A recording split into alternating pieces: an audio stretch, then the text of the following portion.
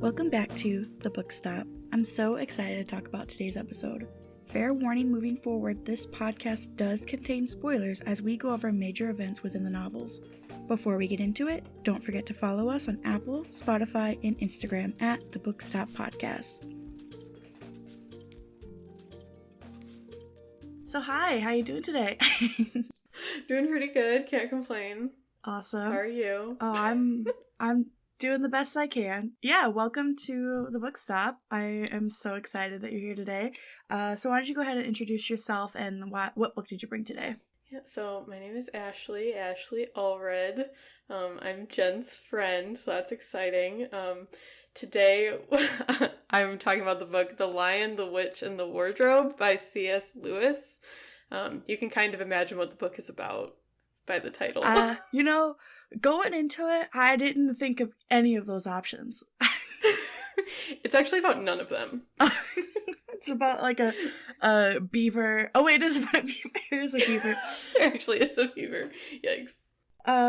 So a little bit about the author before we get into it. Lewis published in 1950, and it took him 10 years to write, mostly because he kept just starting over, which, it does take a long time to write a book, especially when you're building a whole new world. Right. It's a mood, honestly. Right, though. Also, this is the second book of the series.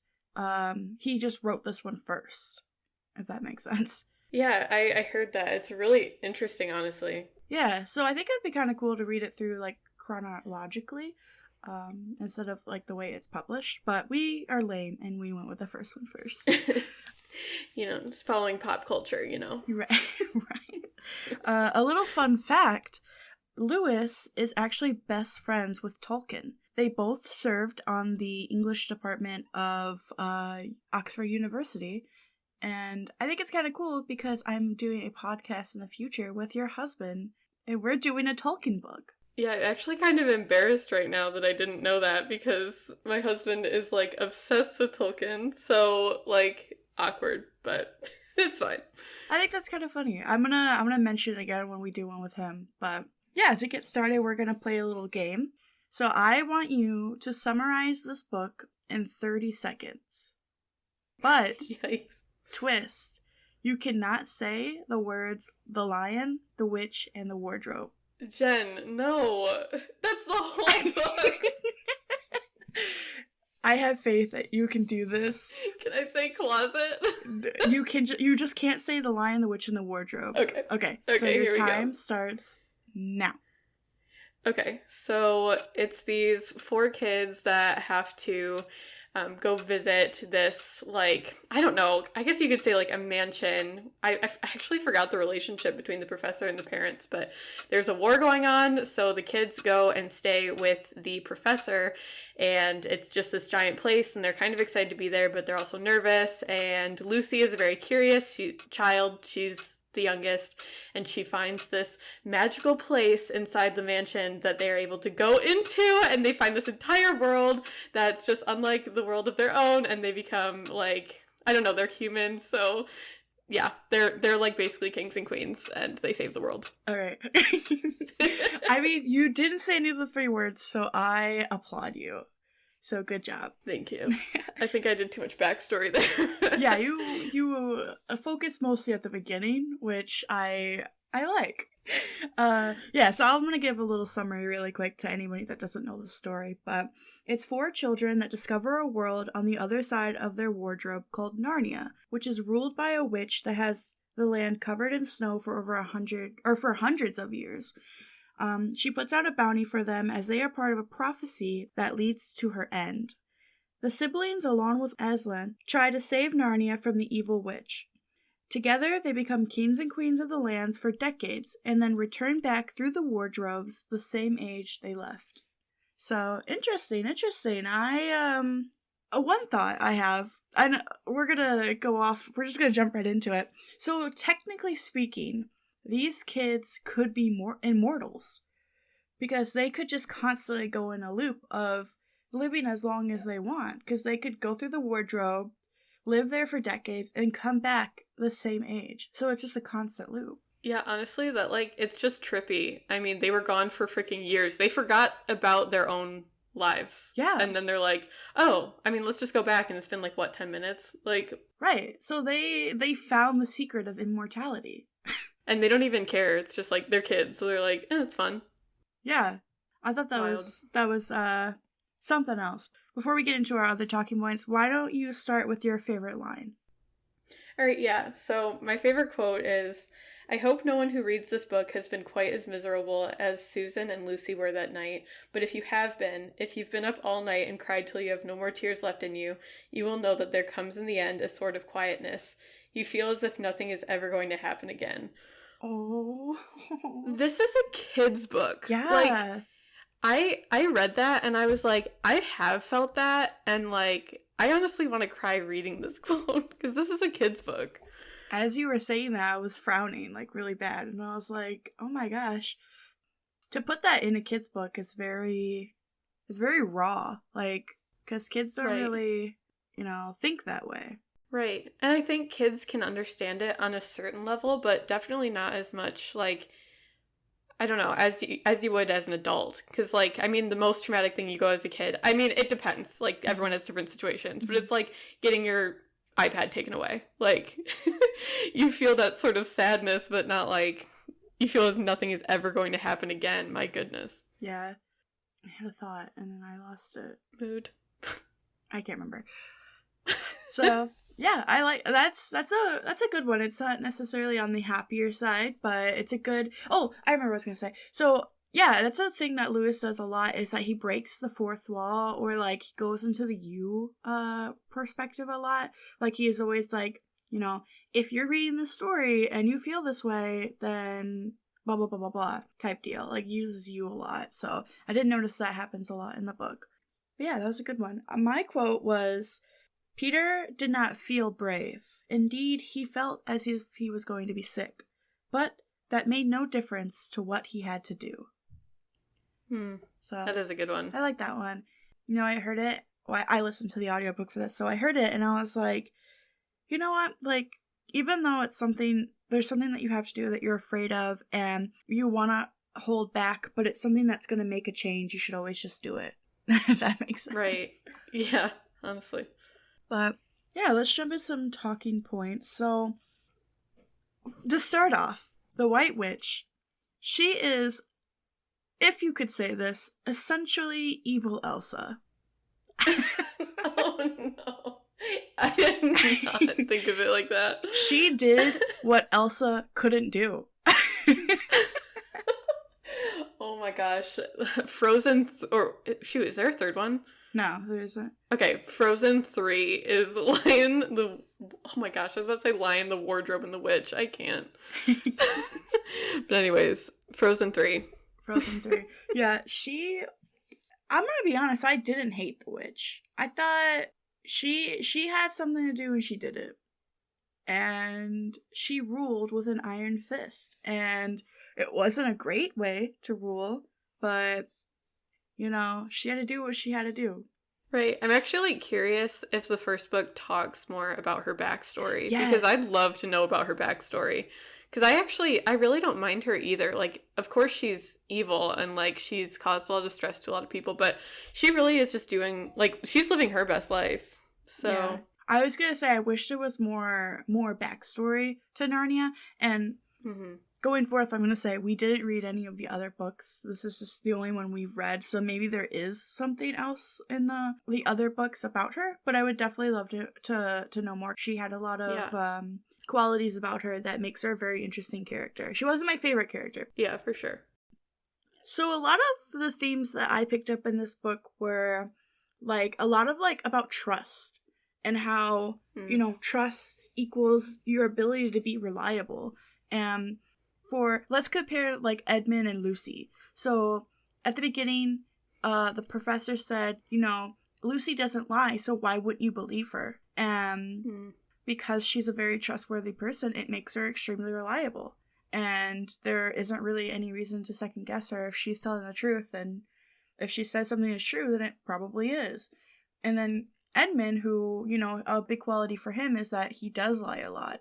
And there are parts of the story where you're like, I can't trust him. Even though we were in the third person and we could see more of his thoughts, I still didn't trust him because his world is kind of created around lies, so. Right. Yeah, exactly. I don't know, it is very interesting, like, the dynamic of all of the characters. I mean, it's like, I feel like Edmund and Lucy are the main characters in between the four. Like, Susan and Peter, they're the king and queen or whatever, but we really don't hear a lot about them, honestly. Yeah. I mean, I guess at the end a bit more, but... I was reading, like, notes on it, and it said that Lucy's technically the main character. Like, she's the protagonist of the story, but because it's in third-person point of view, it's kind of all of them.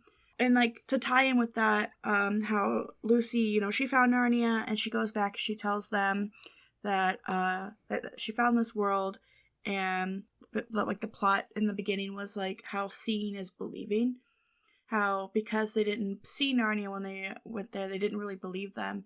And it kind of pulls into, like, nowadays that, you know, people, I don't know how deep we want to get in this, but people, you know, they have causes, but people don't see the impact of those causes, so they don't want to, like, you know, believe that it's real type deal. Right. And I think if we're going, like, kind of back onto trust, I think it's like, how dare Susan and Peter straight up believe Edmund for this? Like, and I know, I think, like, kind of, yeah, what you said, like, you don't want to believe the things that are so unreal and crazy. Mm-hmm. So it's like, it makes more sense to trust Edmund in that case, because to believe that Narnia is real would be, I don't know, insane. Right. So it's like, Lucy has never lied in her life, but they're like, oh, I think Edmund is speaking the truth. Like, bet. Y'all are dumb. Like, I can't. Y'all about to be real embarrassed. Lucy about to spit in your face. Dang it. So, jumping into the next thing. So, one thing I noticed is that there was a lot of, like, trusting strangers, which I think is kind of weird for a kid's book. Like, example would be, like, Lucy and Thomas, or Edmund and the Witch, which are, you know, they're completely strangers, and they literally meet them on the side of the road. Yet, Lucy goes to Thomas' house at the beginning, and Edmund just gets into the witch's sledge, they call it, wasn't it? Or Yeah, I think it was sledge. Sledge, yeah. Which I hate that word. Oh, I know, me too. My goodness. But yeah, I thought that was kind of a little weird to put into a kid's book. Yeah, especially because, I mean, to be fair, it's like showing the two ways that could, I mean, necessarily go down if a kid does go with a stranger. Like, example, Mr. Tumnus was, like, super welcoming and, like, caring, even though he did admit that he was going to abduct her. My goodness. If that was happening to me, I wouldn't be like, oh, I forgive you for almost abducting me. If she was like, oh, I'm so glad you didn't do it. You are so kind. Like, no. You said that you were going to abduct me. But back on track, I mean, Edmund was abducted for a period of time, and, like, that shows the downsides, you know? I mean, it didn't go well for him at all. So yeah. I don't think it's, like, completely glorifying it, but I feel like the kid would want to imagine, like, oh, I can meet someone like Mr. Tumnus. Yeah, no. Sketchy. Yeah, it literally was like, get in my van, I have candy. That's that whole scene. Except with Turkish Delight. Get in my van, I have Turkish Delight. Oh, gosh. You know, I'd get in that van. Stop. You got Turkish Delight? Okay. Okay, I'll go. The only way I'm getting in anybody's van if they have, like, Reese's. And then I'm like, okay, I'll go. True. Or, like, Harry Styles is in there or something. Oh my gosh, yeah. But yeah, so who is your favorite character?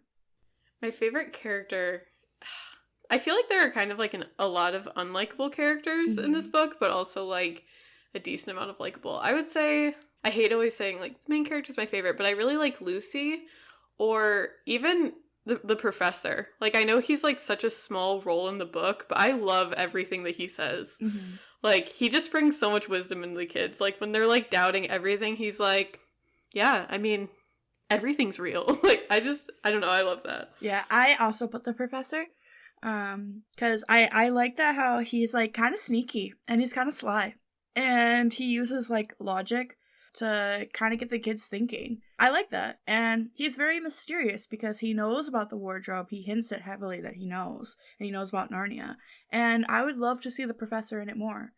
Yeah, I hope in the next ones that he's in it more. And I would even love it more if he is like an antagonist in Narnia. He goes to Narnia as like, or something. He has like some sort of like branch to Narnia. That would be really cool. Right, because I feel like he has to know about Narnia. Yeah. But like, is he a protector? Yeah, so like, I want to know more. But I also put Peter. Yeah, he's the oldest. He makes, the decisions, and he's the warrior of the family. So, but I also liked him, but not as much as the professor. True. So one bullet point I have is how Narnia kind of feels like an escapism for the kids, because this story does take place during a war, and it's published right after the war. So I feel like the book itself and Narnia is very much an escapism for the children, and a part of me thinks like maybe they made this world up and none of it's even real, because especially like how at the beginning how they didn't really believe them, and maybe like Susan and Peter was like, okay, this makes them happy, then we're just gonna make it real. And then they started falling for it. And then that's why at the end they came back at the same age, because none of it really happened, and it was all just in their head. Yeah, things like that always, it's just too trippy. Any kind of like time skips or any kind of like, any like movie or books that deal with time, it always trips me up, because I'm like, I have no idea. Right, like if I read the entire series and the last book was like, and this was all a figment of their imagination, I would light those books on fire so quick. Like, I just, because you read this whole journey and then it's like, and this was all a dream. I hate when that happens. It just... Yeah, that's what I said. I did another podcast in the past where I talked about how dream sequences are a very popular, like, trope in like movies and media, because it's a very good way to get out of decision making, almost, because you can make decisions and you can get rid of characters, but you could be like, oh, it was a dream and none of it was real, and because I don't know how to end the story, I'm just gonna say it's a dream. So yeah, no, it's so frustrating. It's very frustrating, because I'm like, no, just give me, if you want this to be real, then make it real. And I think in this case, I don't know if C.S. Lewis was necessarily wanting this to be where it is a dream. I think he does want it to be very real for the kids in the book. Yes. But if reading it from our perspective, it is more like escapism. And in this time, he does want to distract kids from what's going on in the world. Mm-hmm. But yeah, the characters in the book, I do believe, are definitely going through this experience. Yeah. This book is very much good versus evil. You got the bad witch, and then you have the kids and the lion trying to defeat that witch. And I think it's kind of cool that, I wouldn't say cool, I guess. I think it's kind of interesting that he decided to take this world and create a war within it. So it could be like, it wasn't a war, there was a fight, but it wasn't as big as like the war that they have to deal with in real world. But it's almost kind of like they're taking their world and shaping it the way that they want to perceive it, almost, in Narnia. So, they take their war and then they shape it so that they have their own kind of cause and they have their own effect onto that war, and then there's a good outcome at the end, if any of that makes sense. Yeah, no, I mean, that makes sense, because they literally do. I mean, they solve all of the problems of Narnia, the four of them. Right. I mean, of course they had help, but... Yeah. I started crying for a second. I was like, whoa. I'm just really sad. It's so emotional. I can't believe they have to go through all of this so much. And that's one thing I did notice about Lewis's writing, is that he's very much more focused on world building than he is on like character development. Because all the characters felt very bland to me. Like, you got your typical, your typical four, the strong, the smart, the, I wouldn't call him evil, but, the one that portrays them, and then you have the selfless one. It's basic stuff, so he focused more on building the world than he did really doing character development, which I hope that he does more in the other books. Because in this one, I didn't feel a whole lot in any of the characters, but we didn't really see them later on. It was mostly, you know, a span. This probably happened over maybe a couple weeks. Not a lot of time passed for them to be able to kind of advance and grow as characters, so. Yeah, I mean, I think the one that we obviously saw the most development in is Edmund, because he went from kind of bad to good. But I think, like, C.S. Lewis's, like, main thing was, I think he kind of generalized a lot of different personalities within each of the children, so that anyone who read the book felt like they could relate to one of the characters. Yeah. So instead of having, like, a very big development or a lot of description on the characters, he wanted to generalize it so much that I think, like, a lot of people would be able to relate to them more, if that makes any sense. Yeah. Because they don't have very specific situations or specific personality traits. It's just like, oh, I relate most to Lucy. You're totally a Lucy. Oh my god. Oh my gosh, I know. I'm so unique and you're so smart. Sure. I was gonna say because she cries a lot, but let's go with that. Okay, actually. So what would you say your favorite relationship is in this book? Okay, so first of all, my first favorite relationship is Edmund and his fricking Turkish delight. Because, let me tell you, I wish I had something in my life that would change my life so intensely that I just gave up everything. Like, if I could drop everything right now for Turkish delight, like, I freaking would. But... You can make Turkish delight. It's a real thing. Like, you can make it. Oh, yeah. I think I've had it before, but I honestly forgot what it tastes like. It wasn't that good then. Yeah, like, it wasn't that life-changing for me as it was for Edmund. And to be fair, it was also magical Turkish delight, so I'll give him that. Like, I mean, he had something going his way, I guess. We can't completely judge him for that. Yeah. But I would say, like, I think just the relationship that Aslan had with everyone. I know it's very general, but, like that whole, there was, like, a whole chapter in the book where they just talked about Susan and Lucy and Aslan, and that was, like, the most emotional part of the book, because Aslan was, like, giving himself... Sacrificing himself. Yeah, sacrificing himself for everyone. And, like, the way that Lucy and Susan felt, I mean, we read that quote, was, like, feeling like nothing's ever going to be good again or whatever, I forgot, but, like, I just really loved the relationship that Aslan had with everyone. Yeah, wanted to see more, because he didn't come in till, like, almost, probably, like, 3/4 of the way through he came in. So I would have liked to see more of Aslan. I think they did really good on the movie with Aslan. I think he looked pretty good. I haven't seen the movie in years, but I kind of saw, like, snippets of it, and I think they did good. I think it held pretty well. So... Yeah, this was, like, one of those books where I watched the movie before I read the book. And after reading the book, like, it's been a long time since I've seen the movie also, but I think they did really good from book to movie.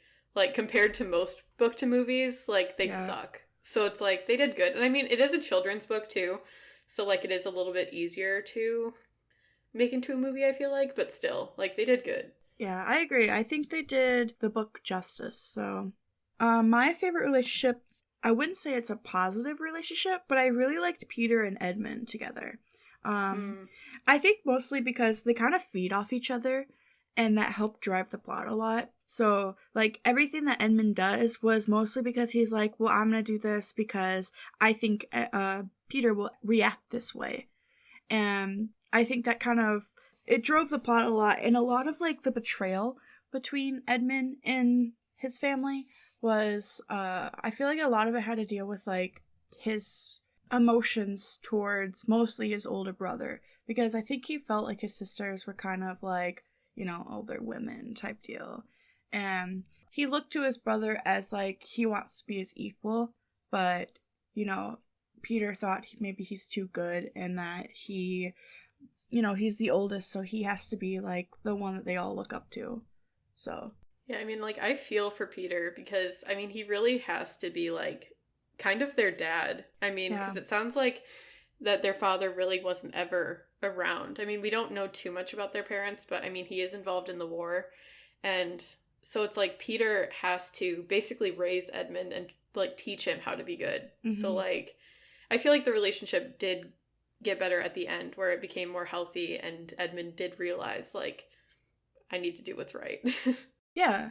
Speaking of Edmund, I wish, like you said, I wish there was more in the beginning, because we kind of signaled Edmund out as being, like, kind of like the odd one out, and he was the one that, you know, betrayed his family, and we're supposed to see him as, like, a negative character, almost like an antagonist compared to the other ones, but we don't see why he's angry. And we could obviously pick it up, you know, sent to this house, their parents are around, but I would like to see more of, like, Edmund's emotions at the beginning, to see what drives him to, like, want to get them to Narnia, to get them to the queen, besides, you know, he just wants more Turkish delight. I think it's kind of a lame decision to kind of drive a plot, is that he wants to get more of the Turkish delight, and that's why he wants to bring his siblings there. But right. And to be fair, I think, like, he genuinely, for a period of time, thought that the Wicked Witch was misunderstood. Yeah. And that she was actually the good one, because she was nice to him initially. And so I feel like he wanted to be right. Like, but he obviously wasn't. So, and she wasn't even that nice to him. No. She was kind of a jerk. Yeah. I mean, I think most of it was the magic factor, because she had, like, kind of lured him in this way. He saw her in a different light. And I don't know, he was just really spiteful of Lucy for some reason. Yeah. And I mean, I think it is because she found this world and he was wrong and embarrassed, and he just wanted to be right about something, to have control. And I mean, we've all been like Edmund at some point in our life. But I mean, I hated him a lot when I first watched the movie, I remember, but reading the book, it's like, I feel like I have a better understanding of why Edmund did what he did, but it is still annoying. Like, come on, you're basically ruining the world.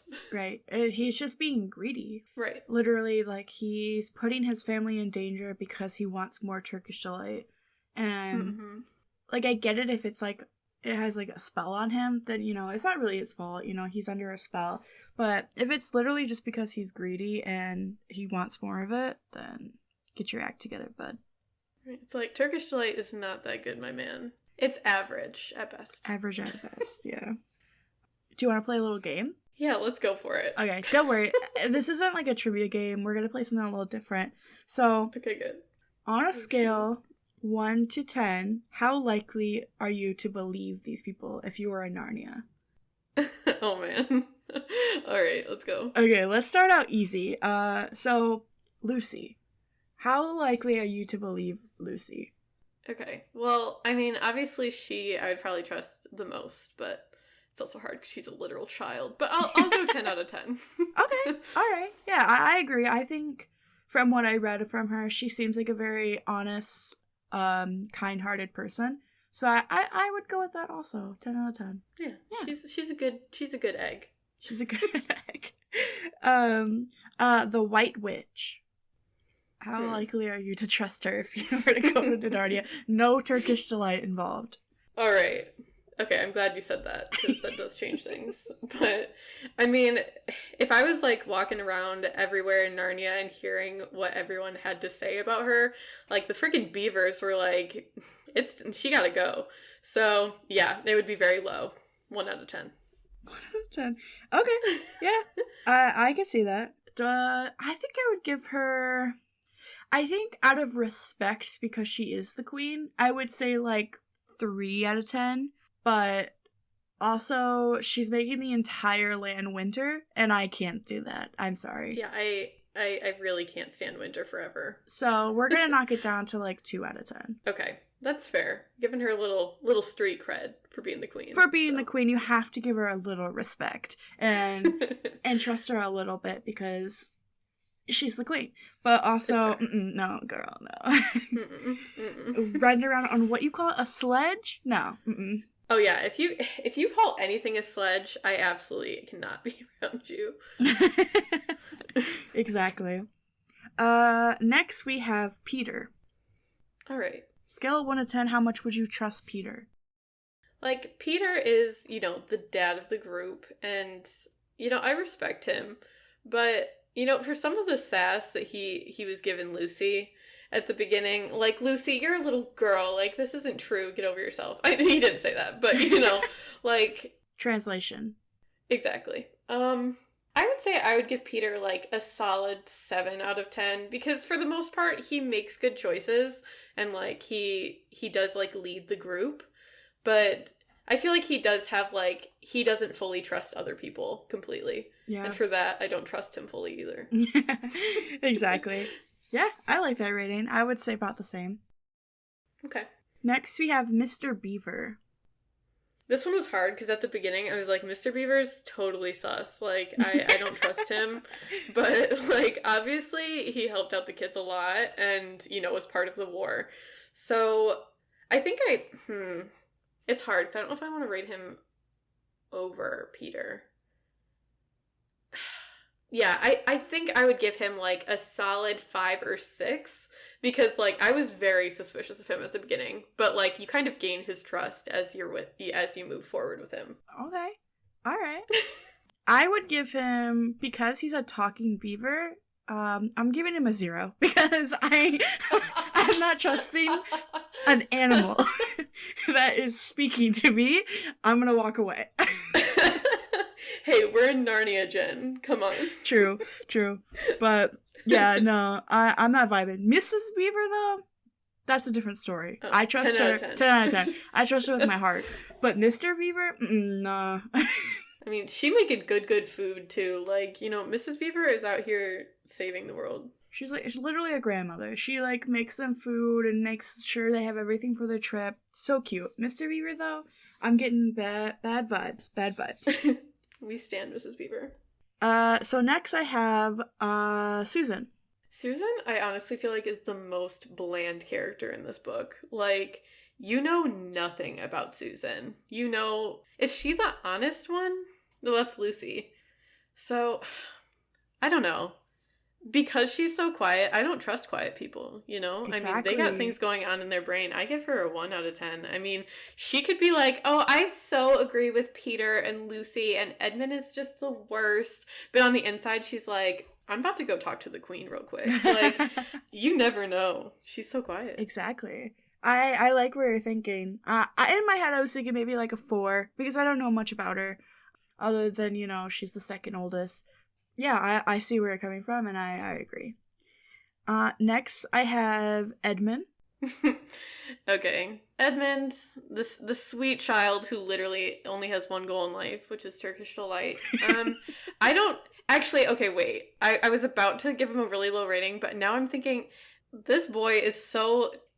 Food is his motive. And I completely agree. Like, if you offer me Chick-fil-A and you say, get in my sledge, we're going to Chick-fil-A, like, I'm getting in that sledge. So, it's still low, but I'm going to give him a 3. Because, you know, his motive is food, and I can appreciate that, but I don't trust him for everything. But if he is like, we're going to go get food, like, I trust that. Okay.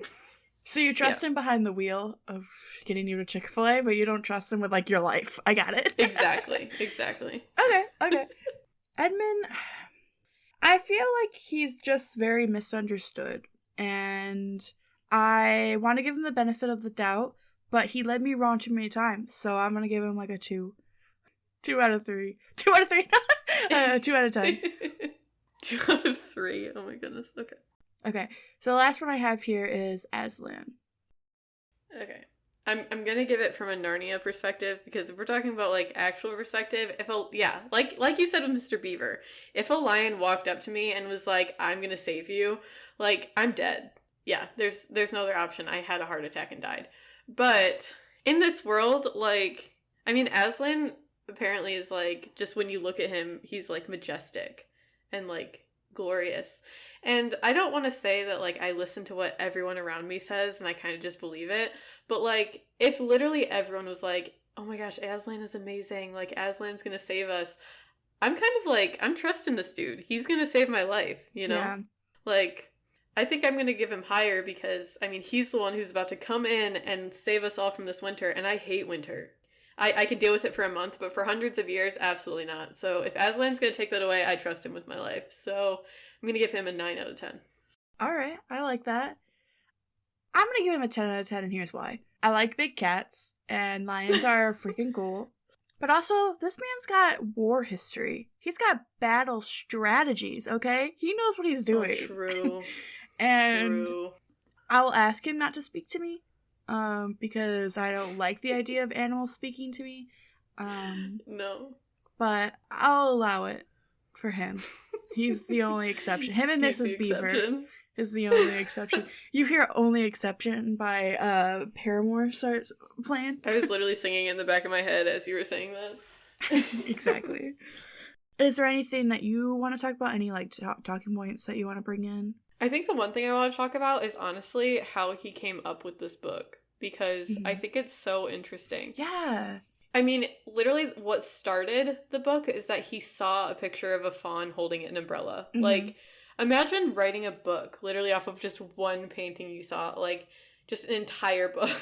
I mean, right. I'm just not that creative. But then, like, I mean, he said that, I mean, because as we talked about earlier, he kept destroying what he wrote, like he didn't like it and he would rewrite it. But he had a dream about a lion, and then all of a sudden the lion was the main freaking character. Like, right. And the main character, Lucy, is literally named after his goddaughter. Oh, really? That's cute. And he too. dedicated the book to her. I love it. Yeah. And it's just like, it's so interesting and it's also, I read that he never had kids, but he gained like a respect for kids like during the war, and after he had to also like, so in this case he's the professor. Like, he wrote himself as the professor because he went through the same situation. Like, he was housing some children since their parents were involved in the war. So it's just, I don't know, it's very interesting. I respect him for, he took his time and he kept restarting because it wasn't perfect for him. And I respect that. He didn't just rush out something and it wasn't as good as he wanted to be. It was like half-baked. So I respect him taking the time to get it the way he wanted it to be. And, claps to him. Right. I mean, I like that you can read it as a kid and be like, that was a pretty cool book. But then you can also read it as an adult and be like, it has, like, it's a little bit deep. Like, you can definitely think about this, like, think on the book for a while and be like, this is, like, pretty accurate to, like, real life and how we would respond in, like, some crazy situations. I don't know. For sure. Like, it has a lot of really good, like, themes and lessons. It's got, like, how lying is going to have an impact on your own character and how you are reliable to other people. And having bravery and courage is what's going to help you, face really difficult situations and decisions in the future. So, and also with Edmund and how betrayal really affects your own personal self and how it changes your or other people's perspective of yourself, if that makes sense. If you were to make a bad decision and you don't own up to it, then other people are going to perceive you in a different way. So there's a lot of like really deep things in here that we don't pick up as, obviously as kids. We don't see these. We think, oh, a lion, ah! But Right. That's all we care about. And like, we care about what does Turkish taste like. And right. That's why this podcast is something I'm so excited about doing, is because I love rereading these stories and looking at it at a different perspective. So yeah, it's really interesting because I feel like if I did read this on my own and like didn't talk about it a lot, it would be more of like just a basic book to me. Like, it was very straight to the point and like I enjoyed it, but it is very straight to the point. But actually, like, reflecting on it and talking about it, it's like there are a lot more points to it that make it really interesting. And, like, there is a lot to think about after it. And, like, I am interested to read the other books to see if, like, they do change at all. And if they do kind of mature along with the reader. Or if they're all, like, still children's books, I guess. Yeah, I got you. That's actually going to lead us to our next section, is, like, what do you think is going to happen in the future? Right. That's, like, honestly a really hard question because I feel like, I mean, of course there's more that they could explore, but the end of the book really kind of felt like the end of the book. Yeah. Like, they come back out of the wardrobe and they're like, oh, that was all in the wardrobe, whatever. But, I don't know. I think I could see them, like, growing older and then like going back into the wardrobe, and I feel like they're gonna have to save Narnia again.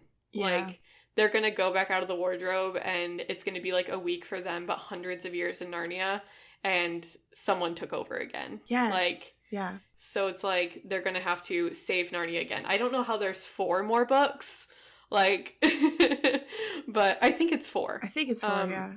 Yeah, but it's like, I don't understand how there's going to be 4, because I don't know if they're saving Narnia every time, or if there's just so much more, like, if C.S. Lewis, like, does so much more character development. Mm-hmm.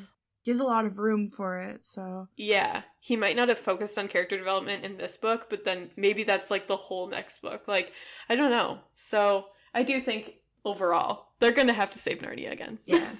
Like, my thoughts on it, like, obviously Edmund's going to do something dumb again. Because it has to, that's what drives the book. But to branch off what you were saying, yeah, they're gonna wait a few years, maybe something happens to the wardrobe and they need to find a different way in, and they come back, it's been hundreds of years, and now there's like either like a new king and queen, or that maybe the witch has like a sister and she wants revenge, because I don't know how long everyone lives there, maybe they're immortal, I don't know. But yeah, so they go back and they have to keep figuring it out, and I feel like it's gonna be like kind of the aspect where they keep going back, and because they keep leaving, something bad happens, and so they keep coming back. And so either they're gonna get stuck there and they're like, the wardrobe's gonna get destroyed and they can't leave, they can't get back home, or the other way where the wardrobe gets destroyed and they can't get back in.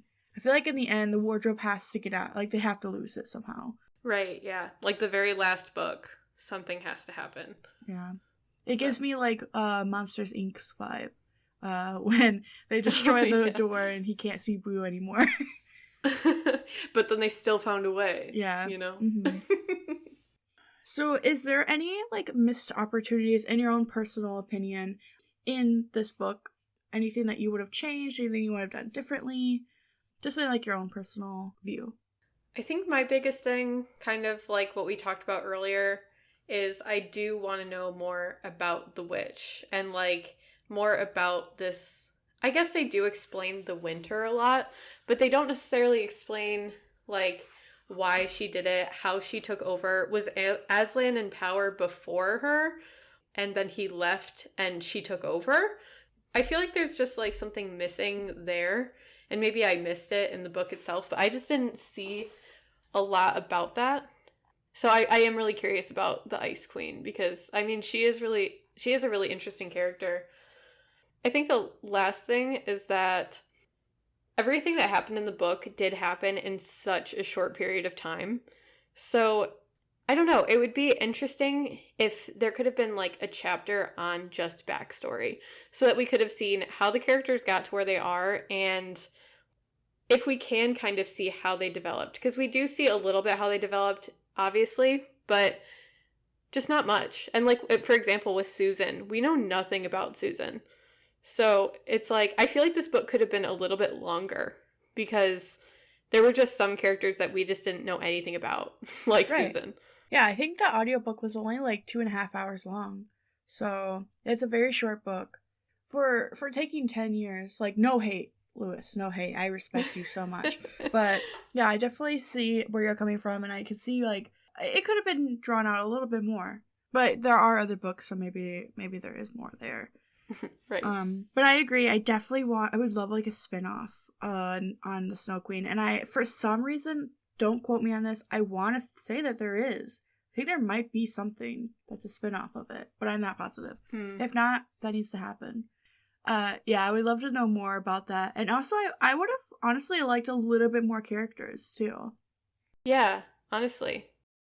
Maybe just some more animals, or, I don't know, maybe more kids at the professor's house, or just something more. So it didn't feel so like, okay, I'm just with these characters, and the dialogue is going to feel the same. Just like, I don't know, introduce more characters. Yeah, for sure. I agree with that. So is there any other things that you want to talk about while we're here? Anything else that might have crossed your mind that you want to bring up? I think the last thing that I'd want to talk about is how interesting that Lucy and Mr. Tumnus's relationship is. It's kind of weird. Yeah, like they talked for, let's say, like 5 hours in like their time. And in Narnia, that was longer. But like it was really only a day because she had just fallen asleep and then woke up and like went to go back home. But after that one time that they were together, like Lucy and Mr. Tumnus had this bond like of just so much care for each other. Like when he was unfrozen at the end of the book, Lucy and them were like, oh my goodness, we're so happy to have you back, like Mr. Tumnus. Like, and it's this whole giant scene. I'm like, you literally knew him for like 5 hours. Yeah, it was very weird. But I don't know if maybe they were just like soulmates and I don't know. Maybe they got together like later on in the book, but I did love it. When Lucy was of age. Of age, of course. I mean, it was just one point that I wanted to bring up because honestly, like, I thought it was weird in the movie too, but I thought maybe the movie was at fault. Like, the people who wrote the movie, like, didn't really explain their relationship enough, but no, in the book, that's exactly how it is. Like, they literally met one night, and then at the end, they were like, yay. She loyal. I mean, her husband gonna be lucky. Maybe it's Mr. Tumnus. Don't ship them right now. I think it would have been better if Tumnus was younger, like if he was her age. Yeah, because it did feel like child abduction. Yeah, I didn't love it. It's kind of a little bit of like Stockholm Syndrome. Cue Stockholm Syndrome by One Direction. You gotta play that in the background. I don't think I have the rights to that, but if it's only like 2 seconds long. Okay. Anyways. Yeah, let's move on to our rating scale. So we do a little bit different on the book stop. We kind of make up our own rating scale. So my rating scale for Narnia, The Lion, the Witch, and the Wardrobe would have to be 3 Turkish delights out of like a whole plate of them. Gosh dang it, Jen. You knew that's what my rating was going to be. All right. Don't worry. I'll make a comeback, though. No, you can say the same. It's totally fine. No, it's okay.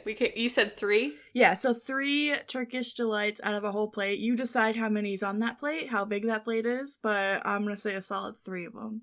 Okay. I'm going to have to say that this book was a solid 5 sledge rides out of 10. Oh, God. Sledge. I love a good sledge. Sledge rides. Dude, I hate it when they call it sledge.